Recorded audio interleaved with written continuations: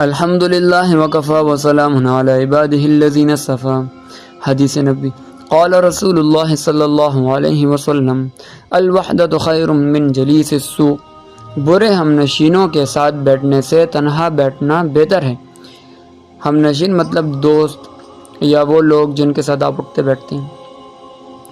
صحبت کا اثر ہوتا ہے، جن لوگوں کی صحبت میں آدمی اٹھتا بیٹھتا ہے غیر شعوری طور سے ان کا اثر اس میں منتقل ہو جاتا ہے۔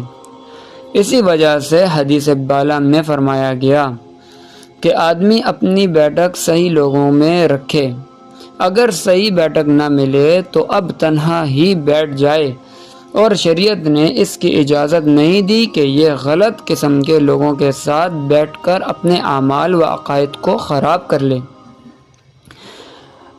برے آدمی کی صحبت کی مثال ایک روایت میں نبی کریم صلی اللہ علیہ وآلہ وسلم نے ارشاد فرمائی ہے کہ برے ہم نشین کی مثال ایسی ہے جیسی بٹھی کہ اگر تجھ کو وہ اپنی چنگاری سے نہ جلائے تب بھی تم کو ضرور ضرر پہنچائے گی۔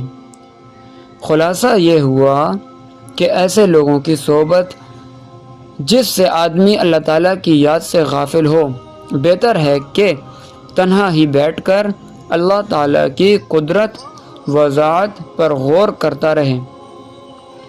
شیخ سعدی رحمہ اللہ فرماتے ہیں کہ نیک لوگ جب خاموش بھی ہوتے ہیں اس وقت بھی ان کے باطن سے حق تعالیٰ تک مناجات خاصہ کا خاص رابطہ رہتا ہے۔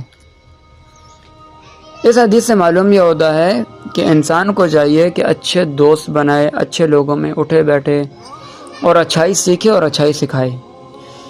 اگر کوئی خدا نخواستہ انسان کو اچھا بندہ نہ ملے، اچھے لوگ نہ ملے تو وہ پھر تنہا بیٹھ جائے، لیکن ہرگز برے لوگوں کی صحبت نہ اختیار کرے جس سے اس کے ایمان کا نقصان ہو۔